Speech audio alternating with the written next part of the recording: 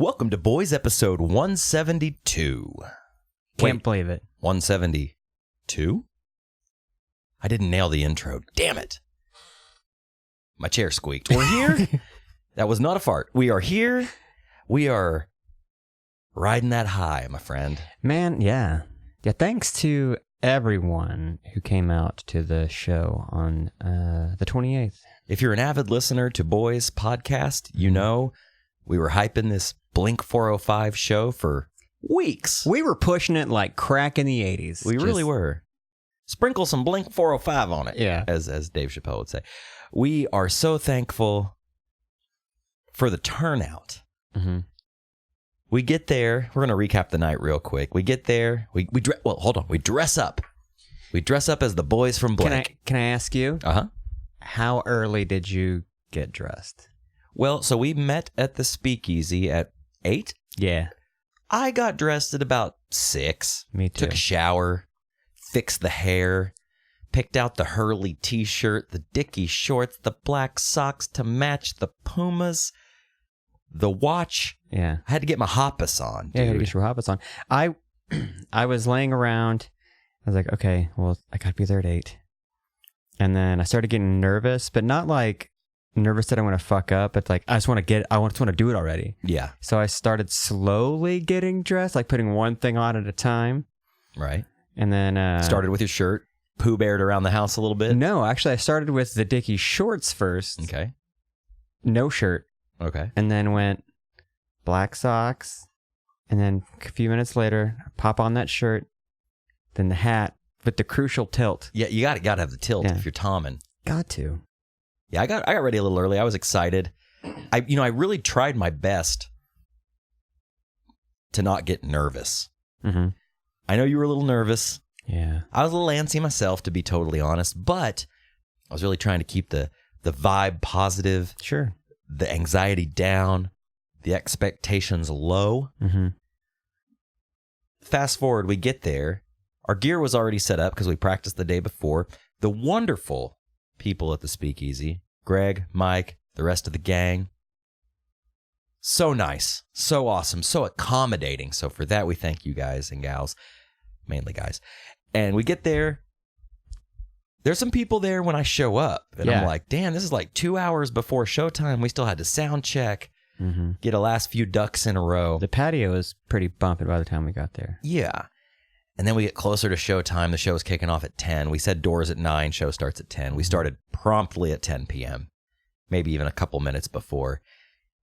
And as we got closer and closer to 10, started filling up. Yeah. Like my jeans. Like my Dickie shorts. Filling up, dude. Yeah. Just a full Speakeasy side pipe. And we to quote a wise man, we took the stage at about 9:55. Mm-hmm.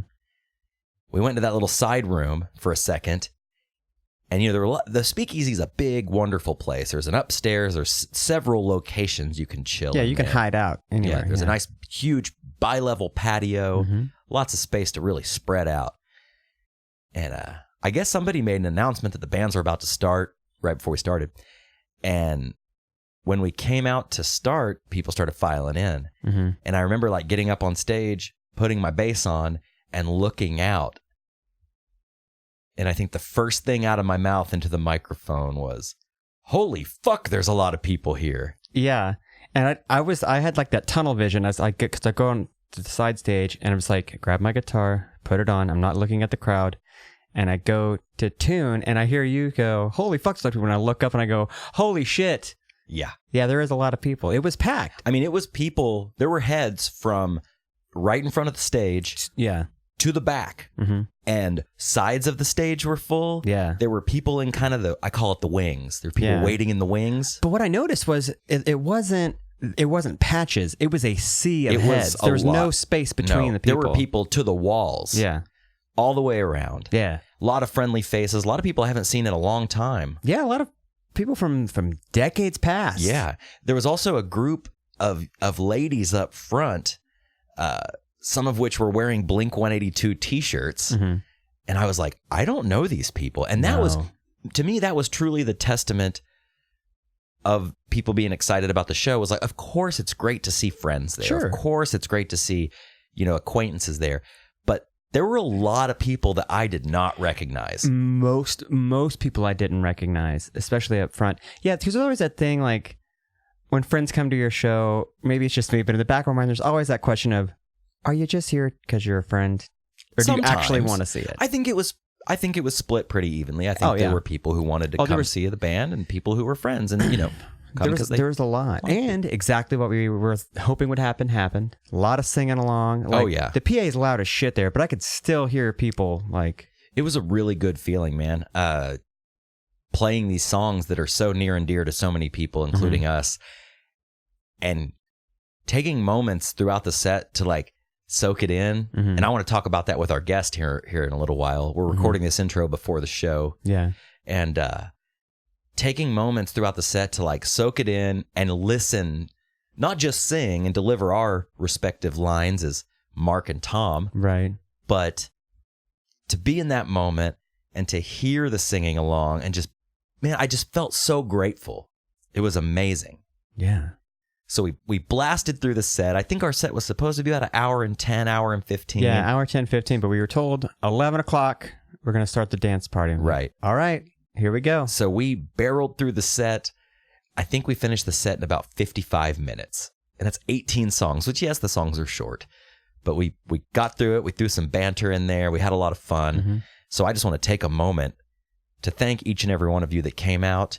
Even if you didn't come out, if you wanted to be there and life gets in the way. Kids, yeah. Dying relatives, car broke down, found out that you had a third brother you never knew about. You know what? You were coming. You shit your pants on your way to the car. I get it. It happens. I guarantee that happened to at least one person. I've done it myself. Many times. Many times. Almost a daily basis. I mean, I'll say bi-weekly, like a paycheck. It's a little paycheck for my panties. Right. Because I'm wearing panties. Yeah, of course. Yeah. What was I going to fucking say? I have no clue. What were we talking about? The show. The show, There's people come. Okay, a lot of people couldn't come or make it, but woke up the next morning and like Christmas Day, boy, did I have a lot of notifications of pictures and videos and all kinds of things. A lot of Instagram stories. I woke up to a few really friendly, wonderful, beautiful text messages congratulating us. Did a good job. And that's the thing, man. That was, I'm not trying to be braggadocious, but we did work really hard on this for a long time. It was good to see like the fruits of our labor baked into a beautiful pie and delivered. And that pie got fucked. I'm going to be honest. It did. We did a good job. And it was just a big sing-along. People were just dancing, fist pumping, jumping around. I saw people jumping. Oh, yeah. I saw people jumping, I was before the show, I had thought of, will there be like a kind of a mosh pit? Not a mosh pit, but you know what I mean? Like the pop punk kind of like shovey. There was a dance pit. There was a dance pit. I would definitely say there was a dance pit. I think it started by Mr. James Nim. Oh yeah, he was getting it. Appreciate you, James, and everybody that came. It was truly great. We're gonna do it again. We're gonna give it a little time to cool off, much like that hot apple pie we served up and then fucked. We're gonna let it cool for a while. We can't fuck a pie hot. No, warm, yes. Hot, no. Cold, no. It's got to be just right. Just the right temp. So we're gonna let it cool off a little bit. We'll do it again, hopefully around Christmas time, maybe first of the year, something like that. We already have some really cool plans in the works. We're not buying the van, so to speak. Yeah. But we will do it again because it was a lot of fun. And also thanks to Chris Van Dyne, our wonderful Travis Barker. He really stepped up and fucking brought it. I mean, he was getting a lot of compliments. Yeah. There was a guy in the front. He had a beard. He had a hat on. I didn't know the guy. And he was like, I could tell he was like feeding off Chris's energy. And anytime Chris did like a really good fill, the dude was like air drumming. And then he'd like point to Chris like, fuck yeah, dude. And like I saw Chris smiling and like, it was just great all around. Yeah. My gal was there dancing, having a good time. It was a super positive vibe. Like, yeah, I mean, I felt fucking great afterwards. And even the next morning I woke up like hungover, but felt fucking fantastic. Dude, riding the high. Gotta ride that high. That's what it was all about. Yeah. And that high could be from anything. That high could be from a honest day's work. That high could be from a hobby or a conversation that you had with an old friend. It could be from anything. Yeah. I mean, Can I say something? You can say something. You know where I got? I recently got a little bit of a high. I know this is just the intro, and I don't really want to take up too much time with it, but we had recently had the Great State Fair of Oklahoma. Mm-hmm. I don't know if they still call it that, but you remember that? The Great State Fair of Oklahoma. Oh, yeah. That shit. But then they changed to like, I love the fair. Do you remember that? No. Oh, it was like a ragtime song. I was like some like country pandering or lame something. shit. Yeah. So my wife and I went with a friend of ours, and that friend of ours had some treats. Okay. And Undisclosed treats. Undisclosed treats that may or may not be illegal. We ate these treats and then went to the fair. And man, at nighttime. Mm-hmm. And I don't know if it was just the nostalgia of being at the fair, probably mostly the treats or the company. You know, you have a beer to chase down that treat. Mm-hmm. And man, I rode rides. We bought tickets to ride rides. That's the first time you've done that, right? In years. In a long time. It's been a long time. So we rode rides, and I felt like a fucking kid again. We got on the bumper cars, and it was 3 grown 37-year-old adults and just a sea of kids. Mm-hmm. And the oldest kid, maybe 8, 9. But this one kid kept coming for me in the bumper. When's the last time you've sat in a bumper car? Oh, man, it's been 20 years. You always walk past it going, those are lame. Yeah. No, dude, they're fun as fuck. Yeah. So I get in this, this kid keeps eyeing for me, keeps coming for me. So I kept pulling like an Adam Sandler. I kept going, tell you who, and I kept like pointing at him and going for it. It felt so fucking good. And even at the fair, I told my friend and my wife, like, I feel great. And I know it's probably just this, but I'm going to keep it. I'm going to keep it as a good memory of, sometimes it's good to just fucking let loose and just let yourself enjoy life. Enjoy the moment that you're in. Riding the high. Riding the high. And I rode the high of that night for like 2 or 3 days afterwards. Like, man, that was just a lot of fun. You step out. We weren't even going to go. We're like, fuck the fair. Went. I stepped out of my comfort zone. I did it. And I had a fucking blast. Great, man. And that's what I'm suggesting everyone do. It's good for the soul. It's great for the soul. I think that's what I told you. It was really good for the soul to go do that. Going back to the Blink thing real quick, thanks also to Ryan Drake for having us. It was awesome to get that put together. The dance party was popping as per usual, and we just had a really great night. Yeah, I saw your old lady fucking popping and locking out there on that dance floor. Yeah, she was getting it. She was getting down. She had a good time. We all had a good time, and again, just for the record, everybody, thank you so much for coming. Thanks for the support, the likes, the pictures, the video, the singing along, everything. Yeah. And we will definitely do it again. Yeah, and if you have pictures, go through your phone. Did that ever happen to you? Where you maybe a little tipsy at a show, and you take pictures and you totally forget that you took a bunch of them? Oh, yeah. And then you go through your phone like, oh, fuck, I guess I took a bunch of pictures.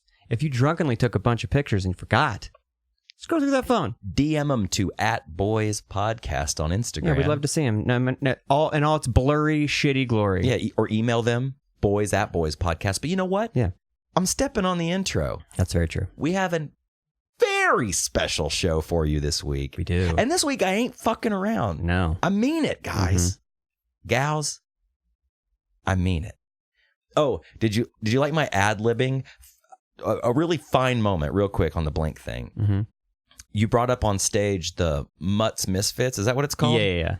And maybe not my finest moment. And believe it or not, I wasn't intoxicated. But you mentioned Mutts Misfits, which is a animal welfare organization here in the city, adopting dogs, et cetera, et cetera. And I believe after you brought it up, I was in character in that offensive 1999 Blink live show character. It was a different time. Yeah. And I believe I said, adopt a dog, take it home, and fuck it. That's what I do. And then we went into the next song, and it got a laugh, which was great. There's also a classic moment from the Mark, Tom, and Travis show where what's he say? 12 majestic lies at the end of Aliens Exist. Yeah. And then Mark Hoppus will play the bass line and say, Tom has sex with guys. Yeah. But I added a little addendum to keep it current. Yeah. I said, Josh has sex with guys or girls or anything in between. After all, it's 2019. It was great. With consent. I did. Yeah, I think I said with consent. Yes. I think cover all the bases. I did do the Tom Aliens Exist I got an injection of fear from the erection. I heard that. My best friend thinks I'm just humping guys. Well, somebody told me after the show, they said, hey, I loved all the nods to the Mark, Tom, and Travis show in the lyrics. I was like, yeah, those are some Easter eggs for the real Blink fans. You got to sprinkle them in, you know? But yeah, as you can tell, we're riding the high. Yeah, we had a great time. Yeah. And we're about to have a great time with a very special guest. But first, some advertisements. BoysPodcast.com. It's a hub of all things boys. There you will find links to our Facebook, Instagram, Twitter, as well as that golden donate button. You want to tip the boys? Smash that button. Smash it. Smash it with your green energy. Send a few bucks our way. It helps us do things like these remote shows we're about to bestow upon you. Oh, yeah, it does help. Boys is available on iTunes, Stitcher, SoundCloud, YouTube, Spotify. On Spotify, search us all one word, all lowercase Boys Podcast. Every episode is there for your listening enjoyment. It'll pop right up. Pop right up. Leave a review on iTunes. Subscribe everywhere we are subscribable. I guess that'd be YouTube and other subscribable platforms. You know, they just voted Boys the most subscribable podcast in Oklahoma. Probably. I'm serious. Great. Said no one. Email us, boys@boyspodcast.com. Show photos, thoughts, questions, concerns, comments, criticisms, feedback, love, hate, whatever. Vitriol. That's a strong great word, right? Yeah. Put your physical address in the bottom of that email. We'll send you out some free stickers. We just got some new bumper stickers that are Dude, a dope. They're super dope. They're super dope. They're really cool.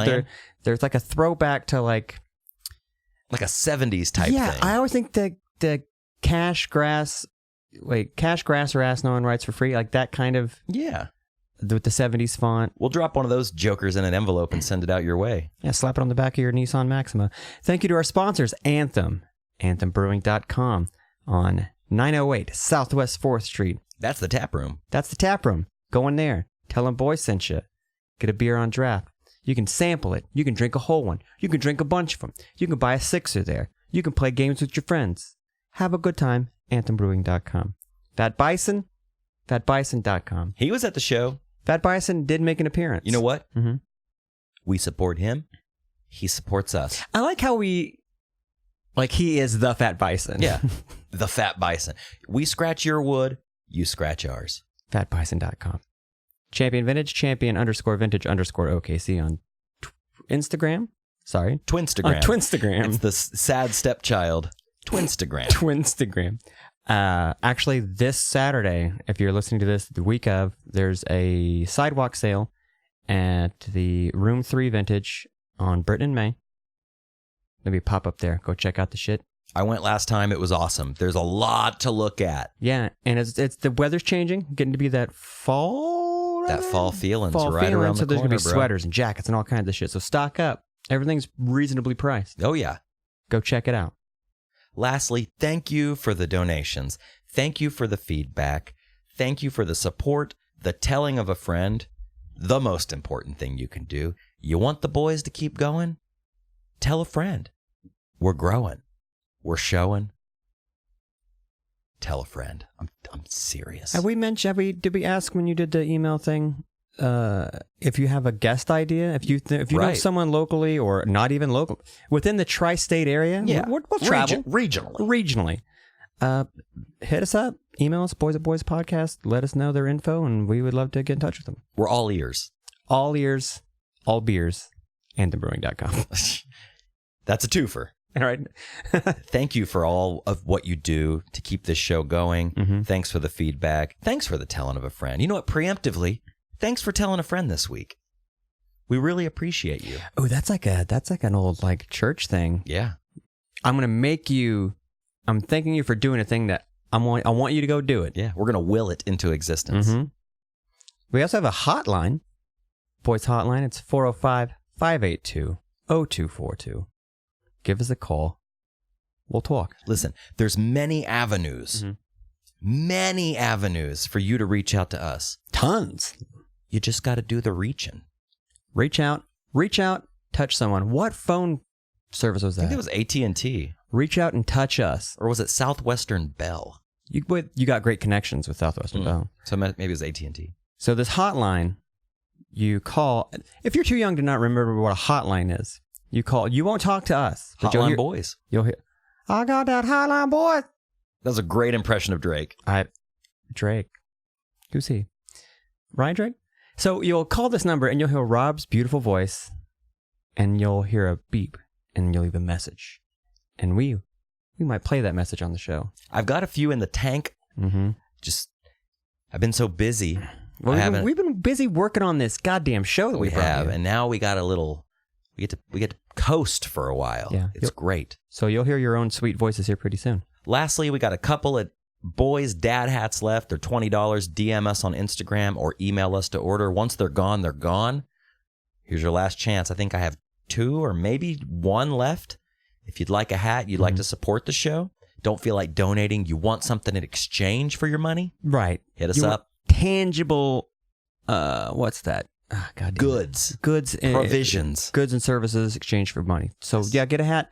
I think with the fall coming, maybe we should make a beanie or something. Beanie could be cool. One of those 90s ones that you tie up at the top. Like a Spin Doctors. Yeah, Spin Doctors beanie for sure. That'd be nice. With the ear flaps. Yeah. We got some new t-shirts on the way. We got some other fun stuff going on, but help us fund that. Buy a hat, a limited edition, 1 of 15 hats.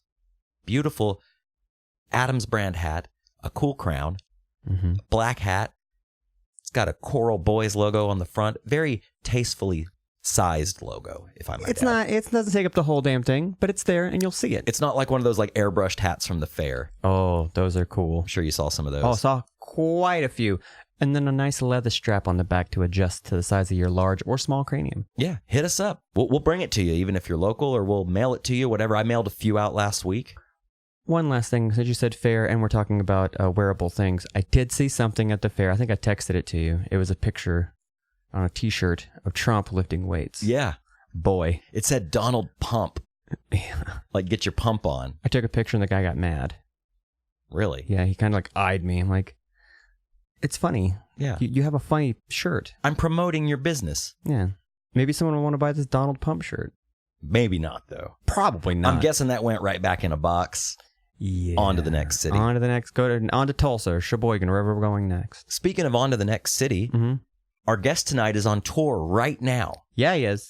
Catch him and the boys in the band Less Than Jake. They're playing. We're recording this intro the night before. We got to meet up with Roger Lima of Less Than Jake at the Tower Theater. Bassist / vocalist for Less Than Jake, yeah.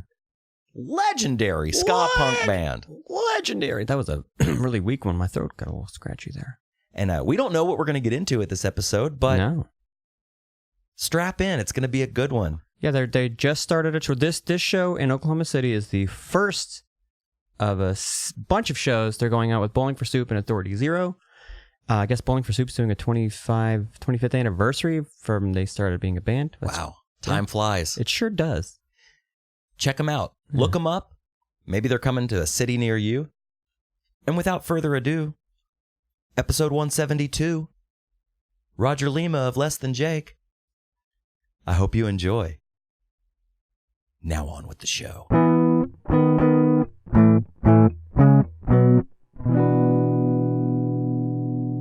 All right, we're here with Roger Lima of Less Than Jake. Hey, that's me. Live from we're doing a remote, so the sound might be a little different. We're in, I guess, a green room. More of a blue room, but hey, this dressing room is nicer than the dressing rooms for all the bands. I don't know how you guys pulled this off, but I'm impressed. Hey, we know people. Yeah. we made a call, shot an email, a direct message on Instagram. Good call. I'm liking the Tower Theater so far, and actually, this is the first time I've ever been in this Oklahoma City. Really? We've never played here. We've always played Tulsa. Yeah. Tulsa gets a lot of shows, man. It's interesting. But Oklahoma's coming up, man. And what's funny is the Tower Theater has been a theater for a long time. I actually played that stage when I was 18 years old in a new metal band called Modern Angel. So cool. I had like the coal chamber cut, like the shaved with the long fishnet undershirt. Wide legs, shell toes. Of the time. You're of the time. I mean, at least you were playing into the fashion of the thing. You know? Absolutely. Yeah. I think I was playing like a really 80s looking Washburn at the time. It was fucking sweet. But then it closed down. It was like a disaster back then. Like dripping leaks on the stage while you were playing. Total hazard. They closed it down, and then these new people bought it, renovated it, and now it's like a bitchin' place to have a show. This place is rad. Yeah. The acoustics in that live room, I think it's going to sound awesome. It's like actually designed to like sound cool. Exactly. It's pretty neat. Well, a lot of places nowadays, and not to throw any shade, but there are a few venues here in the city that they didn't really think about that when they were going to lay the place out. Yeah, they thought about like how many people can we fit in a venue and not sound. Yeah. So you're in a good spot, man. It's typical. Yeah, Well, I'm stoked to be here. It's pretty exciting. It's cool.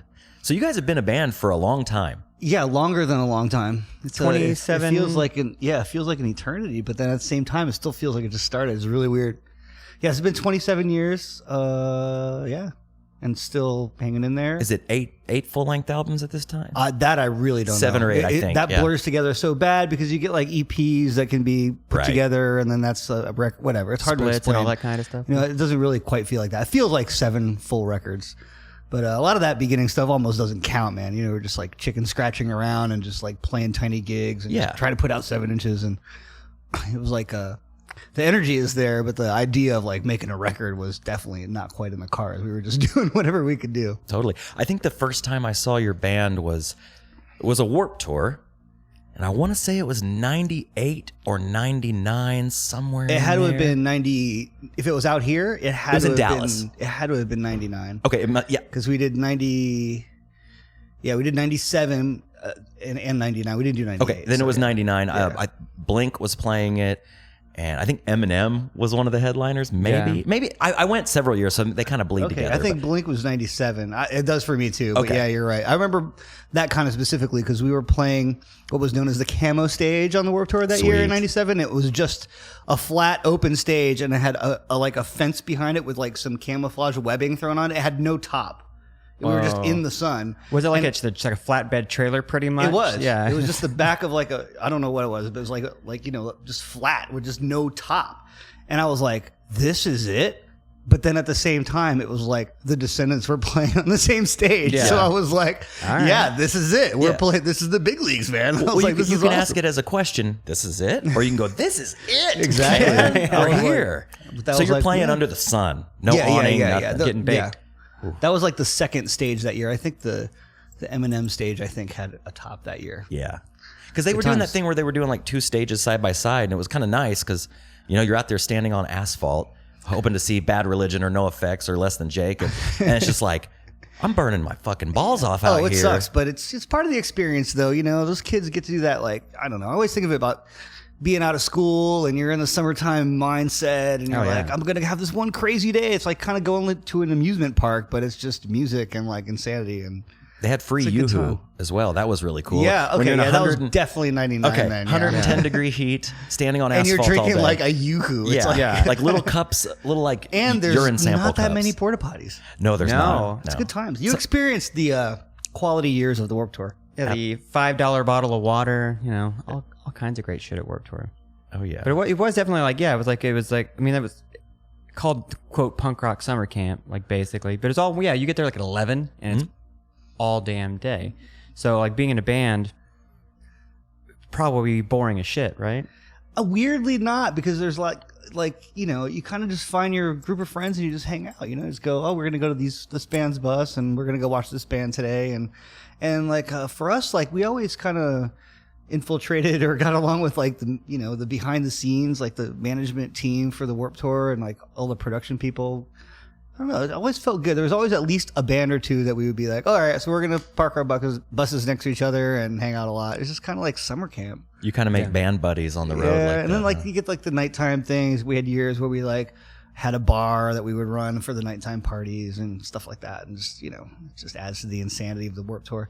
I don't think there's ever going to be anything else like it, man. I don't either. I really don't. I mean, it's the logistics of it are just impossible. Yeah. When you think about it, thousands of people traveling and setting up day after day. It was just nuts. It's amazing it lasts that long.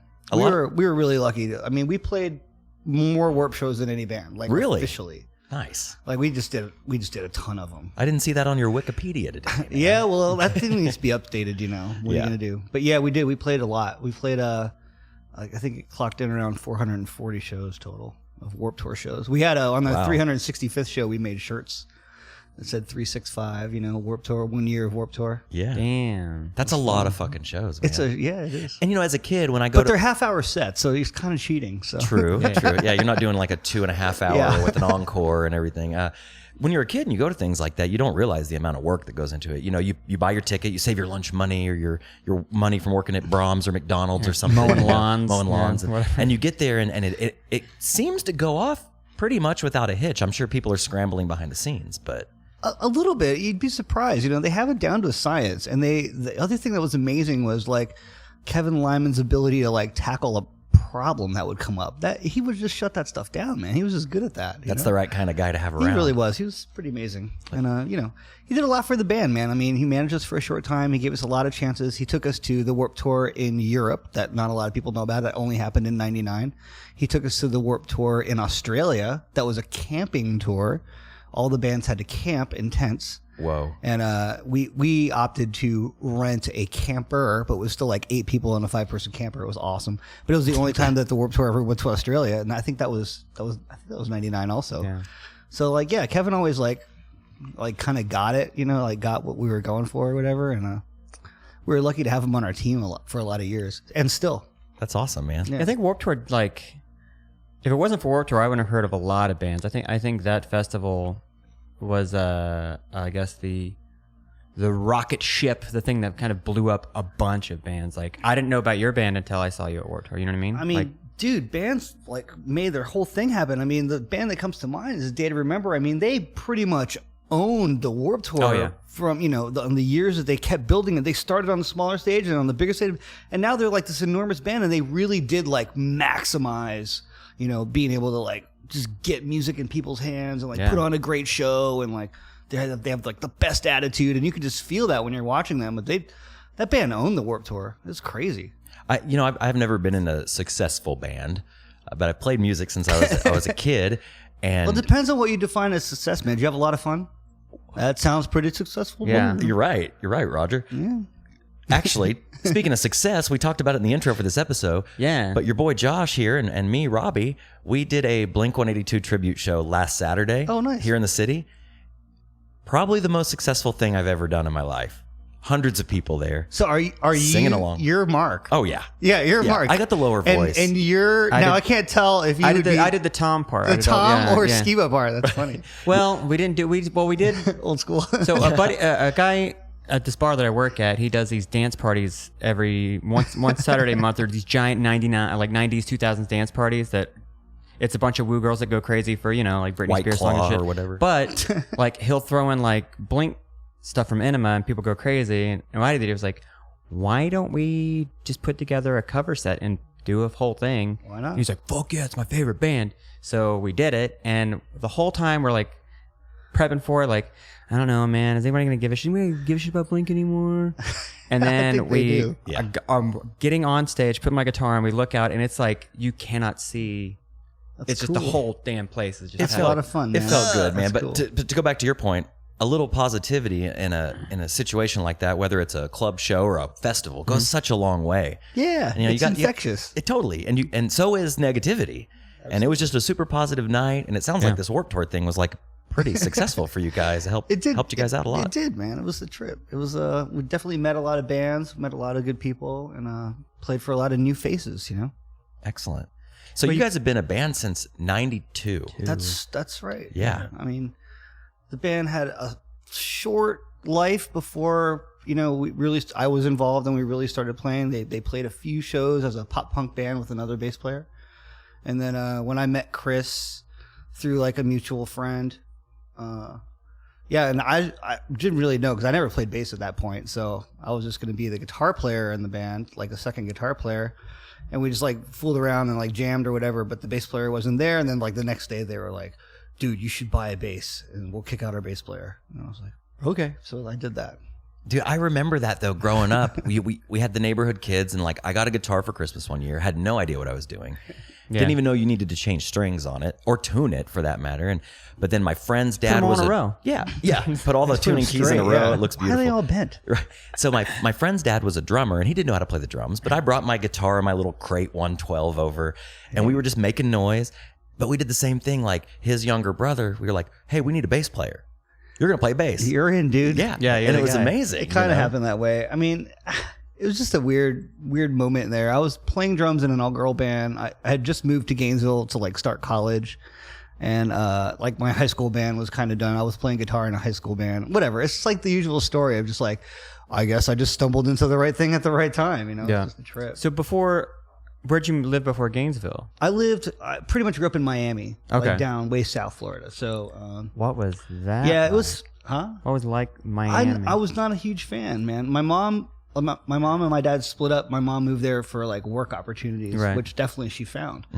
And I like went to like Catholic school when I was little and like sang in church and all that. And then my mom was pretty into like me and my sister taking piano lessons. So I took piano for a really long time when I was little. And then my mom got remarried, and we moved, and then I went to like a public school, and it was like this fresh wave of things. I was always into like a lot of different kind of music, but now it was like a public school, and like it was a different energy. Yeah, it's like melting pot. There's so many different people there with all different kinds of like, you got like your hip hop crowd, was there got goths in Miami? I doubt it. It's hot as shit in Miami. It's probably Beach not goths. goths, I don't know. Like probably skateboard punk rock kind of a crowd. Yeah, it was kind of like, it was sort of like, I almost want to say like a rich kid neighborhood. It was Okay. kind of a preppy situation that I found myself in a little Sure. bit. And I was kind of a little bit of the outcast, but it was just cool because there was like music at school. I didn't really have that. There was like band, right? All the like band Right. players, the horns and all that. And there was orchestra.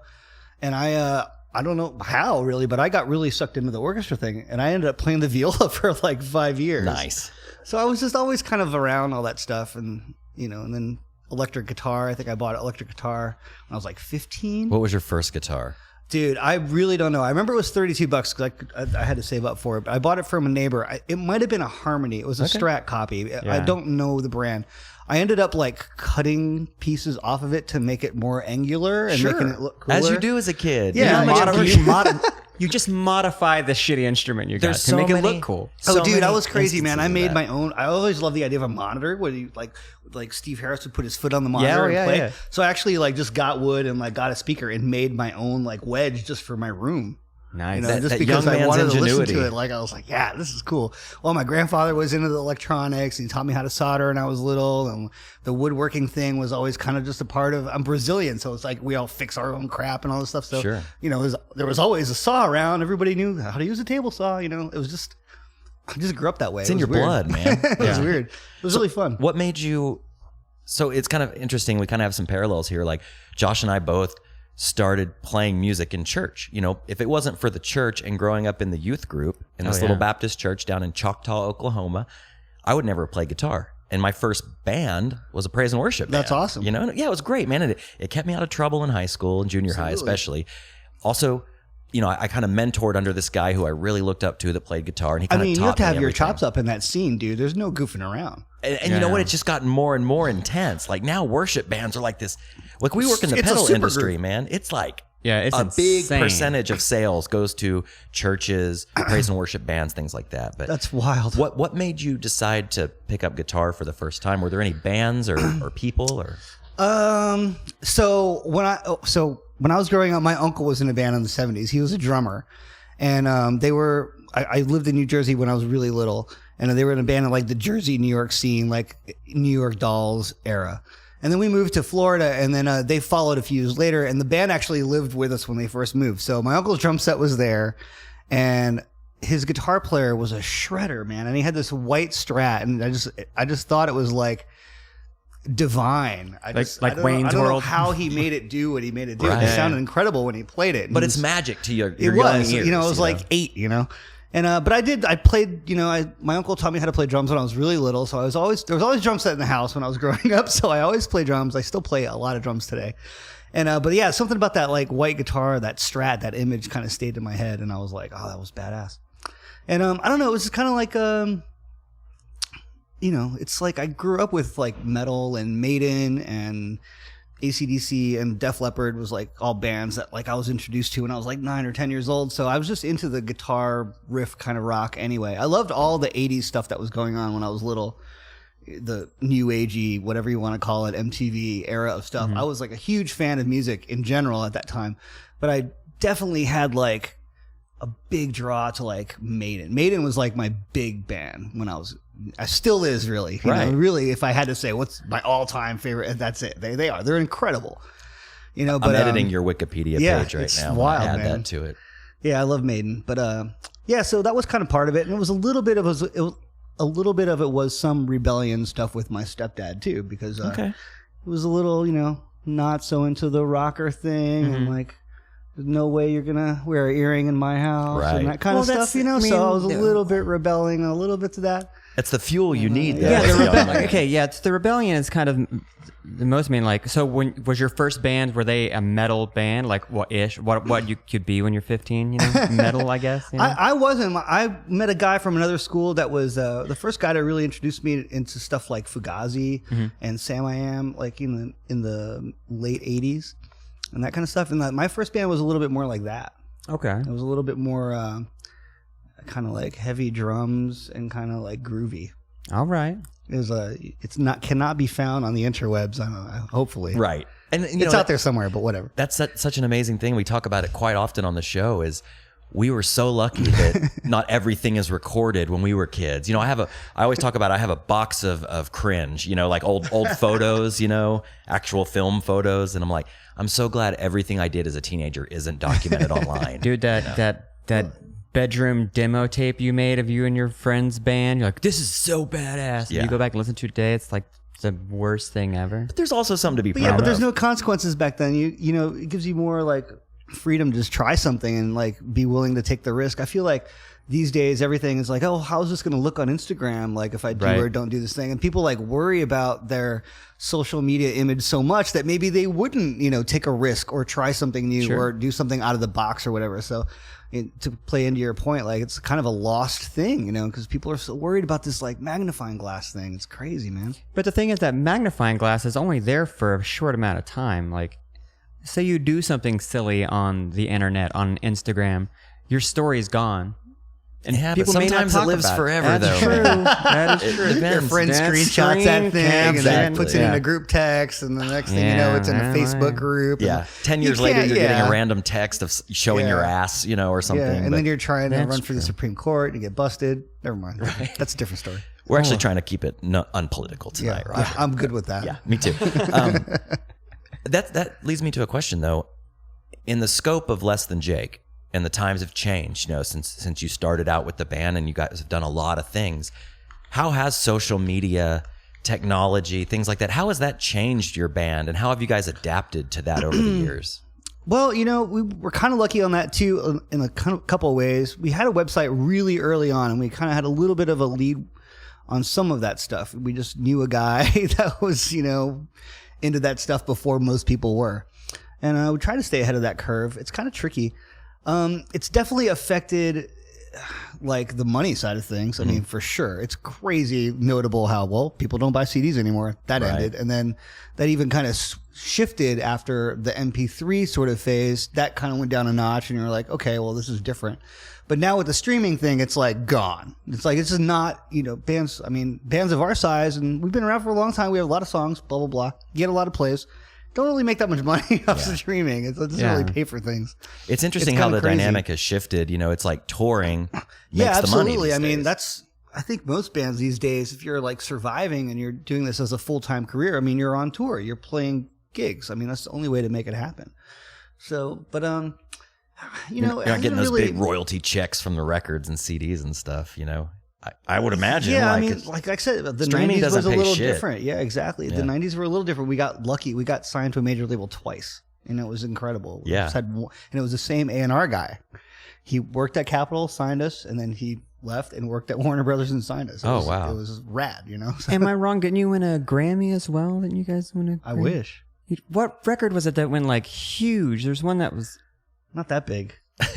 There was a record that was huge. I can't remember what fucking record it was. I'll have to go back in my memory bank here and think about it. Back 2006. What record was that?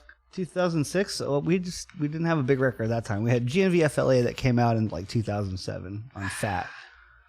My brain. Yeah. It's all right, man. All right. Maybe I had a dream about that you won a Grammy or something. Maybe in an alternate reality, that's what it is, man. Had a huge record in 2007. Absolutely. So is this the first stop of the tour? Of this one? Yeah, totally. We just got off of a 2-week run in the UK. It was with Goldfinger and Save Ferris, and it was kind of like a ska punk tour, and it went off. It was great. And I actually went home for like 30 hours, did my laundry. Right. Short and sweet. Said hi to my kid, and then got on another plane and got here this morning.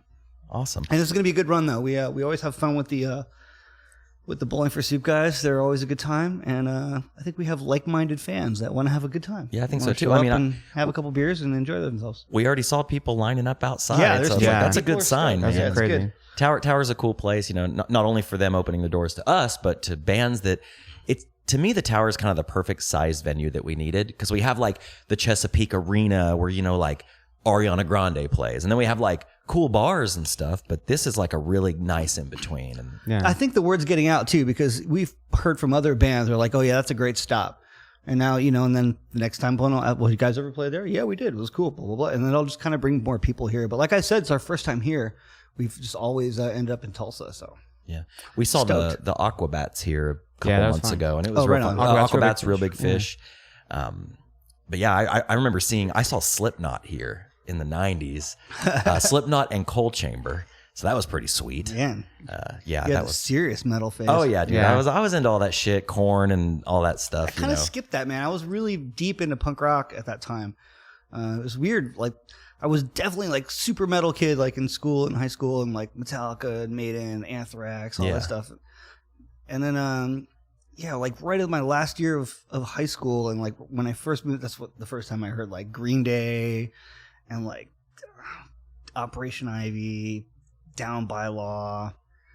I'd never really heard like stuff like the Misfits, Right. and, like that kind of. I just kind of missed that. I was a little bit too young, and like Ramones and stuff. And I was like, wow, this is like a whole different thing. What's better than that feeling though when you were a kid or young man, and you find this brand new world of things you didn't even know existed? Well, it was only cool because it was like it had the musicality the energy in the music, and I like recognized the melody in it because I was always like a music kid. I want the music to be good, but it was like something my mom didn't know, and for some reason that made it cool that I was discovering it. Yeah, man, it's your own. You're forging your own path. It's even like a lot of that 80s stuff too, like the Poisons and the Motley Crues, and stuff like that. Like that was me finding that stuff, and it felt like mine at the time. Yeah. So I think it's what punk rock does for people. It's like, that's almost everyone has that same shared experience of you find it, no one else knows about it. And you're like, I've been blessed. I've been gifted. That is 100% how I felt, dude. Yeah. My senior year, I had for like birthday money or whatever, I went to a music store and I bought like 3 cassettes. One was The Cure, Standing on a Beach. One was a Descendants live record. Mm-hmm. And I think the other was Black Flag, Slip It In. All stuff that I'd never heard of before, but I just bought based on the cover. all quite different too. And, yeah, but like that era of stuff. And that was the first time that I ever heard the Descendants. I had no idea what the Descendants were. And that has become like such a pivotal thing in my life. Like from then to now, like Descendants paralleling my life and being there for me since forever. It's like, it's fucking crazy. Like the friends that I've made and like the path that has like been laid out in front of me only because when someone said, "Oh, you've heard of the Descendants?" I'm like, "You've heard of the Descendants? Yeah. Holy shit. We're best friends." Exactly. And like that just I never thought that could possibly affect me so much way down the line, but it has. Well, that's all pre-internet shit. Like you Totally, didn't. man. Now you can, with all the streaming, I could go to Spotify right now, and if I like this band, it'll name 5,000 other artists that are very similar to that band. But back in the day, you buy stuff strictly based off of artwork. I found out who No Knife was by buying just because the cassette looked cool. Like, this band's badass. That's how I learned about the band Against All Authority. Oh yeah. I forget which AAA. The name of the album, but it has all like the scary cops on the cover. All Fall Down, or that was the first song on the CD. It was like a brown. It was like it was like a grocery bag color with like black, almost looked like a block print. And I picked this up in just like a record store, and I'm just like, this looks fucking cool. I had no idea who they were, and I didn't have a message board or a Facebook page to go to. Bought it, and I was like, this is angry and fast. And being raised in the church, I didn't listen to secular music until I was like in my teens. So it was like Carmen and DC Talk and all this shit. And then, of course, then as I got a little older, it went into like MXPX and Goaty Hook and 90 Pound Wuss and all these bands. And then, then I found out no effects. In fact, it's funny. I went to a CD store in a mall, and I was actually going to buy Dude Ranch by Blink-182 because a friend of mine had it, and I thought the cover was funny because it has like the cow's nuts on the cover or whatever. And I heard it and I liked it, and I was like, "Ooh, this kind of sounds like MXPX. I like this." And they didn't have it, and I asked like the pimple face kind of lanky kid behind the counter, like, "Hey, you don't have that Blink album? Like, what do you have?" And he's like, it was like the briefcase in Pulp Fiction. He was like, "Try this," and he handed me "I Heard They Suck Live" by NoFX. Man, with the and again, it was the art. It was the coupe drawing on the cover. And I was like, "Whoa, there's a lot of." And my cheap ass, even as a kid, I was a cheapskate. A lot of songs for $10. It's like 24 songs. CDs back then were like $25 bucks. Yeah. But I was like, $1 a song, man. Yeah, $2.50 a song. I'm in. And I bought it, and I like memorized all their banter, listened to it over and over and over, and just going through those pages. And that is one thing. I don't want to sound like an old codger, but that is one thing I miss about the digital age is the sleeve, the lyric the artwork book, was part of the experience. And I've been talking about this a lot lately because my other band, Rehasher, I'm only doing singles. I'm not really thinking in the album format anymore because I don't think a lot of people experience music that way. It used to be a thing. You'd get home, you'd have the album, you'd like get a glass of water, you'd sit down, you'd be ready to go, you'd have the lyrics there in your hand, you'd listen to the experience from the front to the back, and you kind of would follow this journey that the artist had in mind. You would you would experience sort of like the depths of when they would experiment, and you would be like, oh, this is when they're at their best. This is when they're being risky. You kind of could feel it because you're sharing, 30, 40 minutes of music. It's like a completely different thing. And but people just don't consume music that way. The patience is gone, and it's like a singles based thing. It's crazy when you look at like I don't know if you've ever looked at something like a Spotify artists app, where they go and they show you like all the streams and like what's streaming where, all your analytics, what playlists, all that. Yeah. It's insane when you get to see those numbers. But then you realize like, well, shit, it's like the first, the second songs on the record have all the plays, and people don't even get to the seventh track. And I'm like, but the seventh track is the best song on the record. Yeah, we buried it it's on like purpose. They didn't even get it. It was like, it was supposed to be like, you feel it, and then it brings you down a little bit, and then it picks you back up, and then you get hit with that track for the album experience. But that is an old guy talking. It is, man. And it's sad to say, but it is. It's passed me by, I feel like you kind of hit the nail on the head with this. It's kind of like this ADD culture where everything is condensed. Like an entire artist's worth is condensed into a 3.5 minute song these days. Oh, if that. Yeah. It's true, man. It's crazy, but But you got to roll with it. You got to roll with it. Yeah. I think for Less Than Jake, I think we'll still do an album. I think we're gonna make an album. But for my other stuff, just doing singles is fun. Yeah. And you guys are about to go in and start recording, right? Yeah. I think we probably have a couple more tunes to write and a couple things to polish up. But whoa, there's a roach over there. It just freaked me out. Oh, I see it. He wants to be in the podcast too. He's our third mic, man. Or is that a cricket? It might be a cricket. Yeah, you're right. We'll say it's a cricket. A cricket. You ever have a cricket up your sleeve? But yeah, man, go in, hit studio. It's kind of spend the month of November. It's kind of shuffling things around. Things are a little different in the band these days. Mm-hmm. We have a new drummer, and our old drummer was the lyricist, so we have new lyricists. Yeah, meaning me, and Chris, and everybody else in the band. And so things are a little different. It's kind of a new era for the band, and but things are really rad on the music front, which is awesome. Like it's been feeling really good to play live. I feel like we're playing better than we have in a while. Great. And I'm pretty excited about the new stuff because it's still definitely Less Than Jake, but it's got a little bit more twist to it. I feel like it's a different groove here and there. It's a little different, So I'm guessing lots of auto-tune. It's got to grow up a little. Yeah, lots of trap beats. I'm not a big fan. Samples and that kind of shit. Lots of samples, man. Lots of drum machine loops. When Less Than Jake goes into the studio, do you usually have all your songs ready, or are you the kind of band or kind of musician that likes to kind of come up with things in the studio? Like how important is the studio? Yeah, I think it's sort of a mix. I think not just as a musician of my own stuff, but as a producer, I think that if you go in too over-prepared, then you're taking away the chance that there'll be a spontaneous, cool thing to happen. Yeah. And then if you go in too under-prepared, then you're like sitting around scratching your balls and you don't really know what you're doing. So it's kind of a middle ground. Like I think for me, for my bands, I'm pretty comfortable going in with some pretty good skeletons, but knowing that I got to add a lot of layers. Sure. And I'm okay with that. A lot of the experimentation and finding sounds, which is a super fun part of it, and making those songs individual somehow, having this guitar sound is only on the song. Right. And that kind of thing. And I think that's cool. But it depends, man. It really does. It depends on what you got going on. If you've got like a month to make a record, we can go in with 8 songs. We'll come up with some other stuff. It's cool. But you got 2 weeks to make a record, and we better have at least, like I did the Suicide Machines record this year, and it was rad because they wrote like 35 songs. They had like a huge amount of songs to choose from.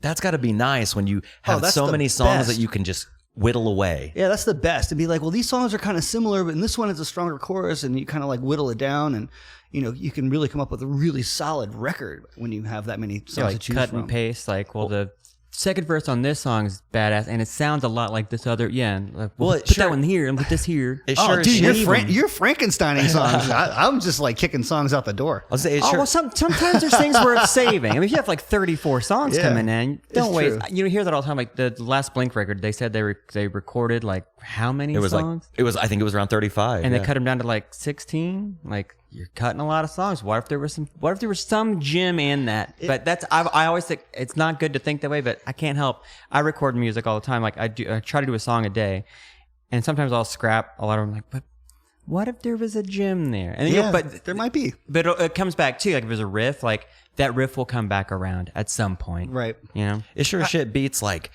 going into the studio with 7 songs and you got to cut 12, and then you're like scrambling to like fill the album. We don't want any filler on a good record. But again, that's what I was kind of saying before, is that some of that does like let you expose yourself a little bit and maybe take a risk. And then as a fan of something, you might recognize that and be like, oh, wow, they stepped outside their comfort zone a little bit, and I liked it or I hated it. But you are recognizing that there's something going on there. It's a yin and yang thing. Like beyond the stock. Right.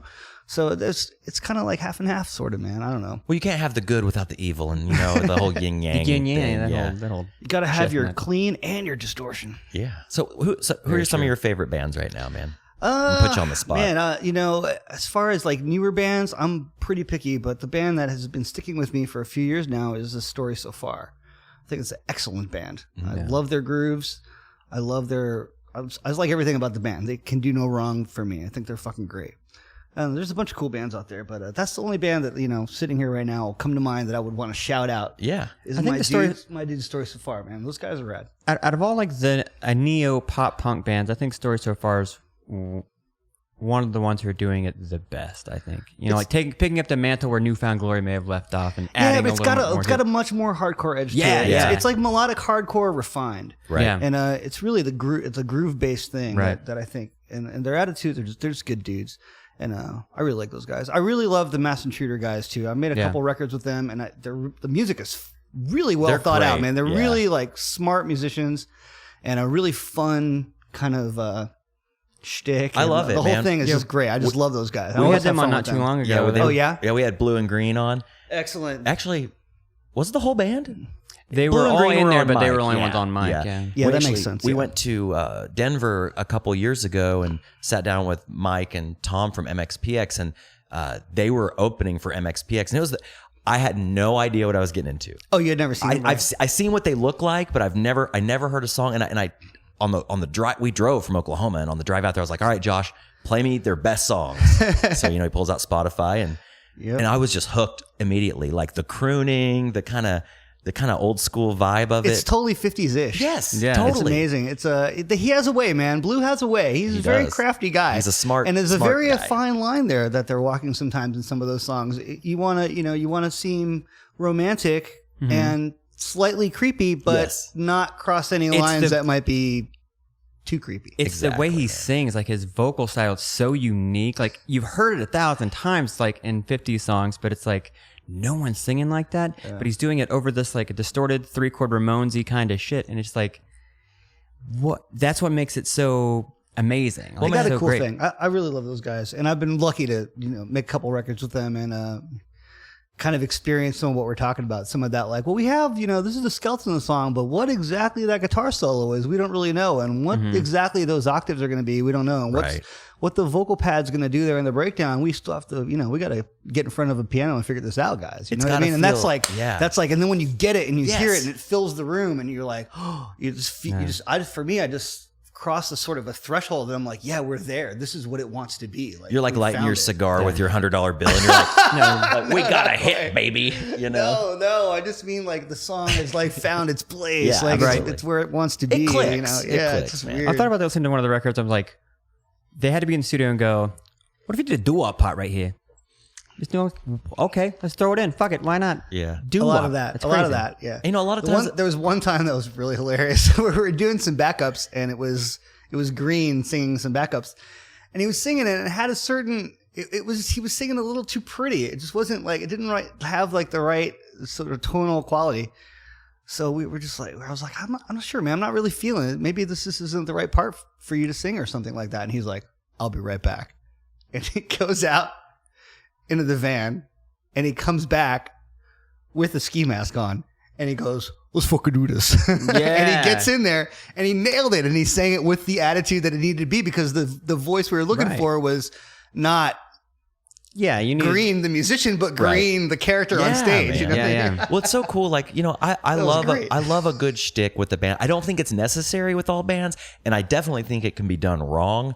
But when it's done right, it's fun, and they do it right. I think so. They're a fun band, and they're doing well. We're gonna do some more shows with them next year. Oh, that's not announced yet. I shouldn't talk about that. But I'm glad they're doing well. Allegedly doing. I heard they're going to jail. I don't know, guys. Free yellow. But yeah, that's really cool, man. They're a lot of fun, and I did that with those records with Mike Kennedy came down. Mike, also past Boys alum, man. Yeah. You guys know we played in bands with Mike's old bands like 15, 20 years ago. Wild. So we've known Mike for a long time. Yeah, man. He's come down to my place in Gainesville twice now, and he's kind of like another voice to bounce stuff off in the room. He's just kind of like sitting back there paying a lot of attention. We're doing something, and we'll be like, "What do you think, Mike?" And he'll go, "There's that one time, the third time," and then we're like, "Oh fuck yeah, you're right. Good call, man." Like he's just got an amazing ear. And Mike's a great guy, man. He's got to hang off the. Great to work with. I'm a total studio nerd, man. I could like if like somebody's like into hanging out at the studio and like talking shit about gear or like let's try to get a weird sound. I'm down. Like I that is living for me. I fucking love it. Hell yeah. Well, speaking of gear, so you're a bassist. I've seen. Well, I'm a bassist in this band. But it's like so. I'm like so much more of like a guitar player. It's like crazy. Multi-instrumentalist. It's a trip. Is that why you started Rehashers? Like, I want to play guitar, dude. A little bit, man. I always did want to. I mean, I played guitar in high school, and I've always played guitar on Less Than Jake records, like, and that kind of thing. But the Rehasher thing was really, I recorded this band from Virginia, and we just had a really good time. And they were called Home Team. And the band was kind of breaking up. Some of the guys were getting real jobs, and two of the guys just moved to Gainesville. And then we found another dude, and we were like, hey, let's just play some of those old songs. And I was like, cool, I got some other songs. We put together some songs and just started having fun. And then that kind of like snowballed into doing a couple records with those guys. And then everybody in that band kind of grew up, kind of split off, had kids, moved, blah, blah, blah. And then I just was done with it, really. But then another band I recorded had a great rhythm section, and they hit me up. They were like, dude, our band broke up. We're not playing punk. He's like, I'm playing in the soul band, and Tony's playing in the surf band. Right. He's like, if you hear any punk bands that want to do some shows, let us know. And I was like, dude, let's just do Rehasher shows. And those guys, Alex and Tony, really kind of like re-sparked it for me. That's and awesome. Then, had another record, and now we've been playing shows and getting around a little bit. It's a lot of fun. Well, speaking of gear, like, I know you from like an Ernie Ball. Hell yeah. Is that your baby? It really is, man. It's like hard to explain. I've tried to play other basses for like a Less Than Jake thing, and it doesn't speak the right way. There's something magical about those, man. It just fits in for what's going on with this band so perfectly, where it's got a lot of body to it. It's real full, but it's also definitely cutting through. Well, it just the necks just have that feel. We're talking about Ernie Ball Music Man basses for those listening. They just have a great feel. Josh has one. They're wonderful instruments. They're made well. They're sound great. Insanely well made, and versatile too. Again, back to the Warped Tour, 97 Warped Tour. I'm playing an Ibanez RB 400, like total super stock bass that my mom got me for like my birthday. Wow. And then those guys are like, hey, if you ever want to try anything, blah, blah, blah. Oh, yeah, they had that Ernie Ball thing out there. Yeah, the Ernie Ball thing. And I was like, always like, man, that Stingray is it's just too big and heavy for me. I like to jump around. Like, I can't really play that. It's just too much. It's like too big. Mm-hmm. And then they were like, yeah, but what about the Sterling? And I was like, I was going to ask, what was it the Sterling? Like, what's the Sterling? Yeah. It's like, it's just like that, except it's a little small in the letter. I was like, sold, man. Sold. And that really started. I mean, I've had a relationship with Ernie Ball since then. That's awesome. Which is insane. Yeah. They make great stuff, they make man. Killer stuff. I mean, it's kind of like that Ferris Bueller thing where it's like, if you have the means, I highly, highly recommend it. It's so choice. Right. And never looked back once you went to those, right? No. Dude, I'm the same way. As soon as I got mine. I've played a lot of basses in studio and like even, on some projects of mine, maybe that sound is not right. And I'll use a P-bass, sure, no problem. And a lot of bands that I record, sometimes we'll try it and it's not the right thing. Well, let me ask you this. What's your opinion on the Rickenbacker 4003?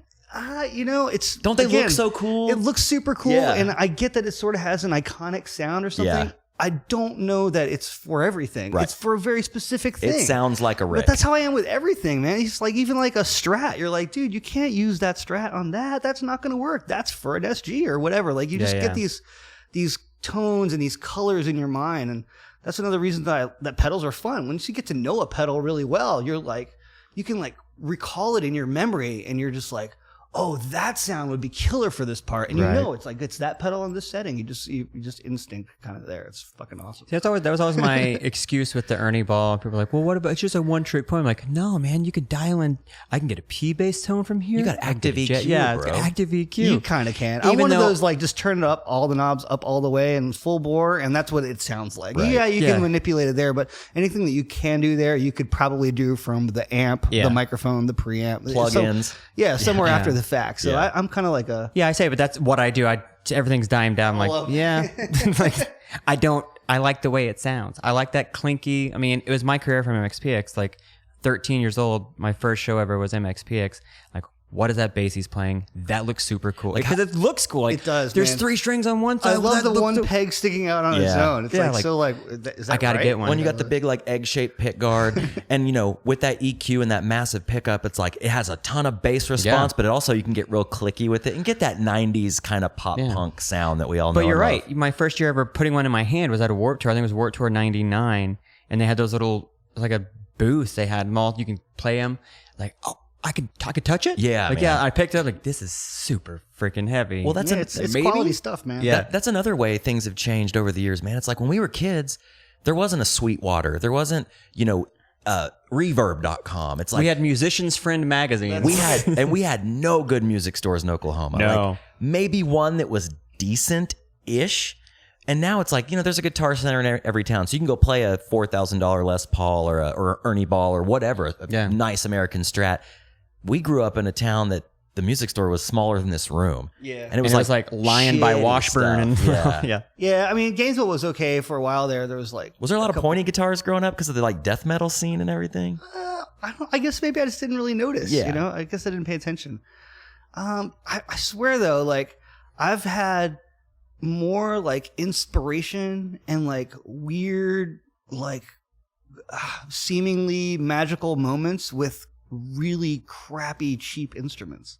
Interesting. Yeah. There's something about like I'm a total like collector guy, right? I collect everything. Pez is a big thing in my life, and microphones and guitars and stuff. But there's something about when you get like a new guitar and it's kind of weird. Mm-hmm. Like it's not something that's your usual thing, that it sort of makes you play it a certain way. Yeah. And you almost play to the instrument. Yeah. Like you're like, well, this doesn't really want to be played that way. It would rather have something like this. And then it kind of brings you to something. And it's like songs kind of come out of instruments for me when that happens. It's just weird. Yeah. I'm like those like 60s, 70s, like Japanese, either like the Tiesco weird surf guitars that are super lightweight, but they, for some reason, if you play them the right way, they sound perfect for like garage rock or whatever. Like those gold foil pickups and everything. Or the like the 70s Lawsuit like Les Pauls. Or, like, totally. Those are my favorite. I find those like a Greco or like an old Ibanez Les Paul. Ibanez. Those are again, like it doesn't play like a Gibson, but it has a unique sound that you're like, I really like it. And I like that it's weird. Some off-brand, weird thing. I'm all about like the weird Craigslist guitar. Like I'll just search Craigslist for like the $50 like Squire. Yeah. Because there's a reason that guitar is $50. It's not like, you know what I mean? Like it's weird. And then like, so like I did this it was maybe 3 years ago. It was a black one and the girl dropped it off. It was $50. It was a black Squire and she dropped it off and it looked fine. It looked, great. And I was like, so why do you get rid of it? She's like, well, I have another guitar and my ex-boyfriend got me that guitar and it reminds me of him, so I don't want it anymore. And I was like, yes, score. This is the guitar I want. Like the regret guitar. Yeah. And I had that guitar for a lot of years and I played, that was like my main, like sitting around the house jamming guitar. And I wrote a lot of parts, a lot of riffs on that guitar. And I sold it. You gotta let these things go. You gotta put it back out into the world. Catch and release. Catch and release. You're talking to the ultimate flipper here. This guy has been through more guitars than anybody I've ever met. It started out of like necessity of like, well, I have so much shit, I need to get rid of some stuff. And then it got to the point of I was finding things for super cheap on Craigslist or like Facebook Marketplace or whatever. And then I would do a little research like, oh, this is worth like 3 times what I paid. I'm gonna flip it. So then I just started like, I caught the bug. And now like anytime I see something that's a deal, anything that's like under like $200, I'm like, well, let me look it up, and if I don't know what it is, I'm like, yeah, I'll snag that. Yeah, they call him the Squire Kid. Nice. Yeah. Oh yeah. Why not? You can flip some Squires, man. You can Squire, if you find a Squire too. I have some Squires that play just as nice as a regular American or whatever. It's insane. Well, we all have Jazz Masters or that like early '80s. Made in Japan era, man. I mean, you can't. My first bass, that's my favorite. My first bass was a Squire bullet bass, and it looked like a P bass, but it had Mustang pill-shaped pickups, made in Japan, with the star one on the headstock. Yes, fucking rocked. I was in my like Christians in a band, pop punk band at the time, and just fucking loved that thing. Much like we talked about earlier, destroyed it. Painted it, put like the glow in the dark stars from your ceiling on it, and ended up like painting the pick guard silver. Dude, I like ripped the pick guard off and like made a pick guard out of like a top of like a tin can for the knobs, just to like I was. It's that mojo, dude. You just have fun with that stuff. Using trash. Yeah, but now I'm like, oh no, just leave it the way it is. Right. It's fine. Just don't change it. It sounds fine. I don't know. But that bass now. Because you gave that, I bought that from you. That was my first bass. He sold it for $3 billion. Right, no, exactly. I wish. Now they're like, you can't find it for like under $700. Yeah, it's because they're super soft. They didn't make very many of them, but you never know. Like you could have the shitty little Memphis Strat I had isn't worth. It's still worth $40. You know what I mean? Right, like no one's wanting that little blue Memphis. Right. But especially studio gear, some of that stuff will pop up and some producer will use it on something and like tweet about it or something, and then all of a sudden that piece of gear is like skyrockets. You're like, wow, the power of the internet, it's nuts. Well, let me ask you, Roger. God forbid this were to ever happen. Let's say there's a fire in the studio. What's your one piece of studio gear you're grabbing? Studio gear? Yeah, just like if you could only, let's say two pieces of gear, one under each arm. What are you grabbing, man? Guitars aside, things honestly, like that. everything's replaceable, man. Sure. Honestly, I'll say that. But I have just a pair of 1072s that, that's it. That's what you're grabbing. If you can't make a record with a pair of 1072s, something's wrong. I mean, it should work on everything, right? Right. And but yeah, I really, a couple Neve pre's. I have API and Neve, and you got to mix and match and all that. But I love those pre's. When I just know that when I'm clicking that knob up, that it's coming up like beefy and it's coming up, with how I want it to feel. It's just weird. Yeah, it just feels. Because after having like crappy stuff all growing up and like a Mackie for years and years, and I have a nice Trident. I have a nice console, but there's nothing like one super kick-ass mic pre. Yeah, totally. And I have several. That's good. And another piece of gear that for me, as the guitar side of things, because that's really what I love to do. I love to like mix guitar sounds and mix amps and put sounds inside of sounds and all that kind of stuff. And the radial injector that's the box, man. That's the thing. Without that box, I couldn't really do what I do. There's other boxes that will do that, but they're much harder to find, can't be repaired, and way expensive. Yeah, totally. But the injector where you can split amps and flip the phase and all that's living, man. That's where you can. That's the big time, man. Yeah, it's when you can get fancy and run a bunch of amps and have an amp running out of phase and the other amps, whatever. 6-8 mics, all that stuff. Well, listen, man, we could sit here and talk gear all night. I love gear, but I know you got a show to play, man. Oh, that's cool. All right. I'm not pressed. I'm good. Are you sure? Yeah, I'm down to go time. longer. I just didn't want to keep you too long. It's all good, man. shit to I haven't slept much, but it's kind of like I think I'm just going to ease into coffee. And Yeah. it's just going to fix everything. Well, it's, you know, it's more better time to start 7:30 drinking almost. coffee than 7:30 at night. Right before show. Yeah, right. You know? Well, that's actually when you probably would want to. Then you just got to worry about after the show. Yeah, I think I'm still on UK time, so it's Oh, actually yeah, like 1 in the showing what- morning, and we're playing at like 4. So it's just it's all. Oh, that would fuck me up, dude. The travel is the awesome part, though. I mean, you just get to see and experience things that normal people don't get to do, man. Totally, it's a man. trip. You got to You be guys- thankful for that. You're going out now. Today's the first day. It's the entire month of October, right? No, this one's only it's about 2 weeks, Okay, well that's not too bad. and then I'll have like a 10 days at home before we have one show at a casino in Florida, and then we have the fest in Gainesville. And then we just kind of everyone will be in town for fest, and then we're just gonna just jump into recording right after that. I saw the fest. It's usually on Halloween weekend. It right? is. It's like Halloween's on a Thursday this year, so it's on the first, why. second, and third, Okay.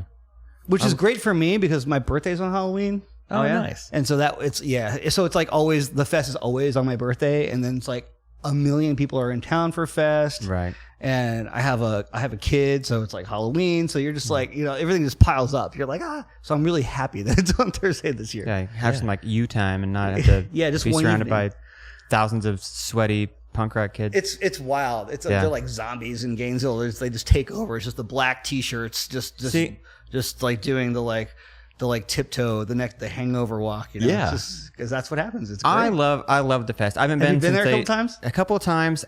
The last year I went was the next year they put up the outside stages. So I missed the gentrification of fest, I guess as they call it. it's not true. There's like not real fest. But dude, it's like fest is like the Warped Tour for people in their like mid to late 20s. Like it's Warped Tour for drinkers. I mean, it's perfect.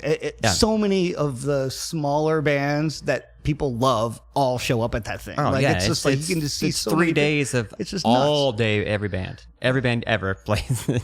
It's cool. I've traditionally like done the fest and then had a band in the studio in November. It's just like happened a lot. It's awesome. Like So, we're already here. it's Might as perfect. well You're record. here. Might as well make a record. Well, speaking of touring and traveling, what are some of your favorite places to go to? Well, I definitely love the UK for a lot of reasons. I mean, for real, like Lester Jake has done so good in the UK, and this really is like they just really embraced the band over the years, and we have a crazy fan base over there. It just feels good, It's awesome. And I love going to Japan though. There's something crazy about being I'd love like, to go there, I'm man. playing a show in Japan. Like I've been there 6-7 times, whatever, but it's still just like freaks me out. It just like seems like I'm in a sci-fi movie. It's just You surreal. hear a lot of bands talk about that, like especially punk rock bands. They always talk about loving playing Japan, and that Japanese people just love punk rock or just bands in general. They do, just and music. they're really polite, and they go completely crazy, like they're just screaming and going nuts. And then like the song ends, and then it's dead silence. Right. And they want to like hear what you have to say. They want to be able to, if you say something, they want to hear it so they can understand what you said. So it's like silence between songs, which is like you're like, this is weird, but it's just like a respect thing, Take you a while to get used to that? What, do they like throw you? At first it does kind of throw you because sometimes you're used to just people chit-chatting or whatever, just some kind of ambient noise, but like you could hear a pin drop. That's 'Cause crazy. If you say something, they want to be able to hear, your voice and hear what you said and understand your English or whatever. I want to go to Japan so You bad. should go, man. dude. I mean, So bad. whatever. You can go there. Go I over can there. save up some The, cash. dude, and go. the guitar store situation and stuff like that. We're like Josh and I work in like the pedal industry, so like we have some Japanese dealers, and we'll see pictures of the shops over there. I'm just like, damn, it's just floor to ceiling, packed with every vintage Boss HM2 you'd ever want, and all this stuff. It's just like so crazy. It's like someone filled shipping containers like in the mid 80s and just opened them last week. That's like, so You're just awesome. like, how do they have everything? It's not cheap, but they have it. Yeah. It's awesome. It's fun for that stuff. But the people are great, man. People are just good to each other, and it's kind of like it's hard to explain. It feels more advanced. It feels like they're down the line a bit more. They're a bit more forward. They've integrated their cultures a little better. Like Tokyo is multinational, right? Like it's 1,000 languages. Everyone's together. I don't know. It just feels good. That's awesome. I think. and it's the a good country. architecture, like it. They're like living on top of each other. It's Yeah. insane. Yeah. There's this one tunnel. There's a highway, and it like spiraled down like 12 stories, and then we were in an underground tunnel to go to the other side of Tokyo, and then it spirals back out from underground. That's It's incredible. Like, wild. That's nuts. Yeah. That's And I'm like sure the some food is cyberpunk. Yeah. The food experience is great. Like dude, it's yeah. like really I weird would stuff, fucking and there's eat if I went crazy like I mean we could talk for an hour just on like the weird restaurants that Yeah. I've seen where you like walk into the restaurant and it's just a lake. And there's like a boat floating, and you have to like go up the dock and up into the boat, and then you're in a boat that's floating on water inside the restaurant, and then they hand you a fishing pole, and you like fish over the side of the thing and catch your dinner off the side of the boat in the restaurant, like that kind of stuff. Like, That's so messed rad. up. Well, it's like so advanced but so old at the same time. You know, It's a good mix of like tradition. That's what's cool is like you walk through and there's like old temple and it's like very clean, and right next to it is like super modern building. It looks like fucking shopping Blade thing. Runner. You know. Yeah, Yeah. It's cool. It's a cool nuts. mix of the. Yeah, I'm things. really into like cyberpunk, like that whole aesthetic and vibe. And like, I've just seen so many cool photos of like, Japan at night. It's like, You need to go. It looks like I heaven think you need for to go. me, Go man. there for some shows. Go there for like the Disney. Go there for Yeah. some sushi, whatever. I mean, a lot of that temple stuff is just if you never see any of that, you're missing out because there's stuff to learn there. There's stuff to feel there. You see some Roger, of that stuff. It's You've changed rad. me, man. Gotta go to Japan, dude. I'm sorry. You made me kick it to the top of the list. Do it, man. The night I met Roger. South America, super cool, kind of crazy, really punk rock, but it's a little wild. Yeah. You know? And Australia is it's super fun. People are super fun. The humor is great. The food is great. You'll have a great time. It's like fun in the sun kind of vibe. But Japan is like its own identity for me. I've never been to China or like Hong Kong or anything like that. So it's kind of like holds a special place for me that way. That's awesome. I love it there, man. Yeah, everyone I know who's gone to Japan says that exact same thing. Yeah. Like it's an experience that you have to have. I'm like, Remember, oh, like years shit. ago, Guess I gotta like go. Dan from the Suicide Machines, we were over there touring, and he was just like, "I'm moving here. I love it here," and he did.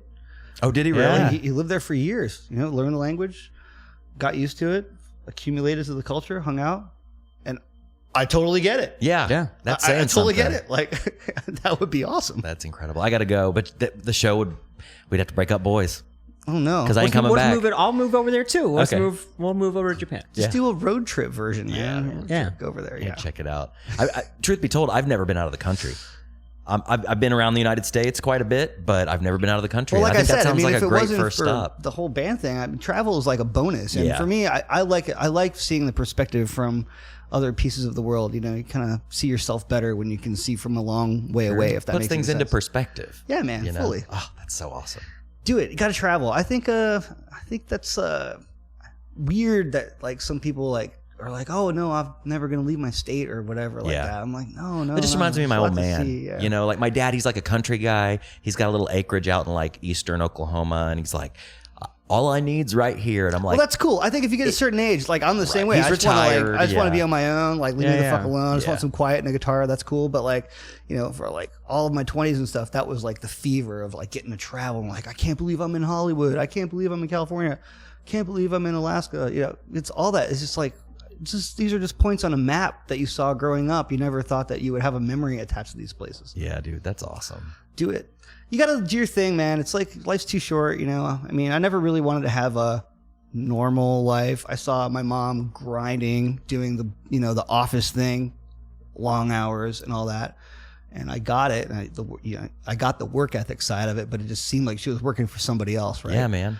And I was just like, oh man, I really don't want to have to do that. And I really got lucky because I was going to college to be a chemical engineer. I was like total math geek and all that. And then the band stuff just kind of stumbled, and we were just at the right place at the right time. And the next thing you knew, we were signed to Capitol Records, and I was like 21 years old or whatever. So it's just like, all right, I guess I'll do this. Well, you're lucky to be able to like forge your own path in that, man. Like that's amazing. Because even like in our line of work, I have a great job, but it's still a fucking 9 to 5, man. I still have good days and bad days. I'm still working for somebody. I still sit at a desk. It's a cool desk and a cool atmosphere. Don't get me wrong. I'm totally appreciative of that. It could be a lot worse.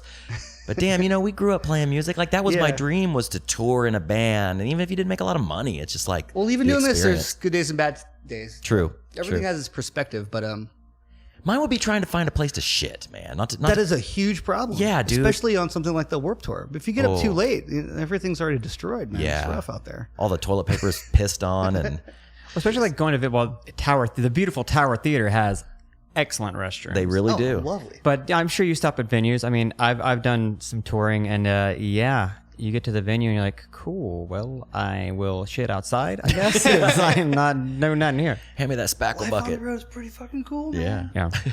You just go with it, you know. I don't know. It's all right.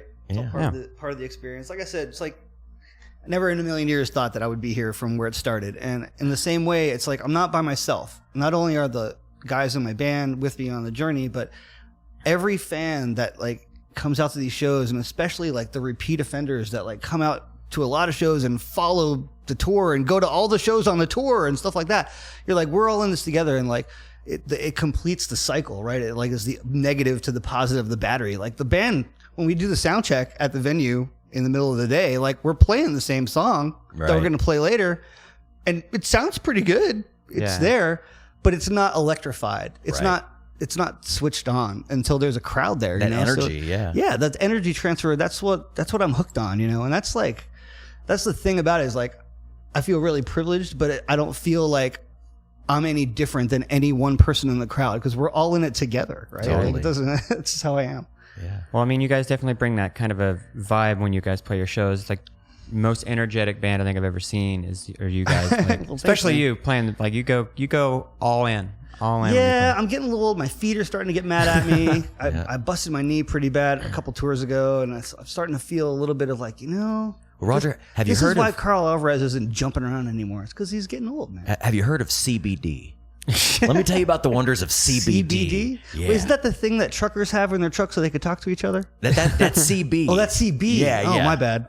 They try to get some D, depending on the trucker. But CBD, it's God's great cure of everything. Yeah. Oh, I'll have to. It's I the know cure-all. that in this great state of Oklahoma, that I've seen a lot of stores around that's available dude. for medicinal purposes. Huge change in Oklahoma the last 2 years. You know, that's surprising. I thought when I first heard, because I think a lot of people kind of push Oklahoma into this Texas bucket. Yep. From the coasts. Totally. But I don't. Sometimes when I'm hanging out here, I'm like I've been to Tulsa a good number of times, and sometimes I'm like, am I sure I'm not in California right now? Like, Yeah. is this really not on a coast? Because it doesn't feel like that sort of middle America vibe. We've grown, dude. It feels like overnight. It's been a couple of years, but I mean, living here my whole life, you kind of.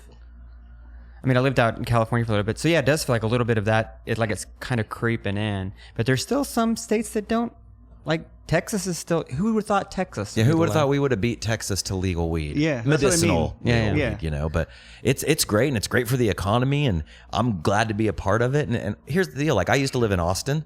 I loved it down there at the time. It's changed so much since 2004 or whatever, or whenever I lived there. It's just overrun. It man. grew crazy. It grew amounts, itself man. Yeah, out, you know. absolutely. And I mean, it's no secret that like Josh and I, like, we love it here, man. Now that I'm in my late 30s now, dude. So it's like I kind of love Oklahoma because it is cool. It's cool. It's cool. I ran away from it when I was young, and then I ended up moving back, and now I appreciate it so much more. That's you know, awesome. we got a fucking pro basketball team now. That's cool, and we didn't suck. We are gonna suck now, but we didn't suck for a while, and that's great. And I love it here. It's fucking cheap to live here, Yeah. and we're kind of. It's funny because when you're a kid, you think, Dude, oh, you're gonna go to Japan. I'm gonna go to Oklahoma. hell yeah, dude. We'll send each other postcards, man. When I was a kid, I wanted to get away from it so bad, and it felt like you were landlocked in the middle of the country. And now it's like, yeah, I'm in the middle of the country. And now that we have cool places like the Tower, it's like bands are coming through more, and we get to appreciate things that we used to have to drive to Dallas for, or Austin, or even Tulsa, you know? So Yeah, it's a cool awesome, place, man. I think the medicinal thing that's good. It's gonna push things forward overall. You know, slowly. People but need their surely. medicine, man. Yeah, I'm a card carrier. Yeah. I love it. That's changed my awesome. life, man. They have that in Florida, but I'm not there very often. Yeah. Yeah, I don't have that. You get yours from some shady guy on the road, you know? I don't know what you're talking about. Right. Your CBD. Yeah, That's legal, right? Isn't that legal everywhere? Yeah, Sure. you know, honestly, like I don't really drink a lot, which I think is another thing that is why I can survive all this like crazy traveling and playing shows. That's rough, man. That's a young man's I game can't too, do that. man. Well, especially like when you're on tour, like your green room usually has, you have like beers or bottles or whatever, and it's super easy just to fucking get drunk at the end of the night, and then you wake up feeling like shit. There's nothing worse than being hungover on the road. Yeah, Because like, it's how a waste a lot do of you time. fix that? And you got to shit the whole time. We already addressed the bathroom situation. It's not terrible, good. terrible thing. All right, Roger, we got to cut it, man. Yeah, man. We hit our time. That sounds good. We thank you so much for this, man. This is big for us, so Thank we really you, man. appreciate It's awesome your to time. hang out. Appreciate it. And you know, look up Less Than Jake online. You know who they are. Listen to them on Spotify. Pull up your Spotify. Just put that shit on repeat. Yeah. Yeah, listen to my other band, too. Rehasher. Check it out. Check it out. Thank you so much for your time, man. Thank you, guys, man. We'll see you next week.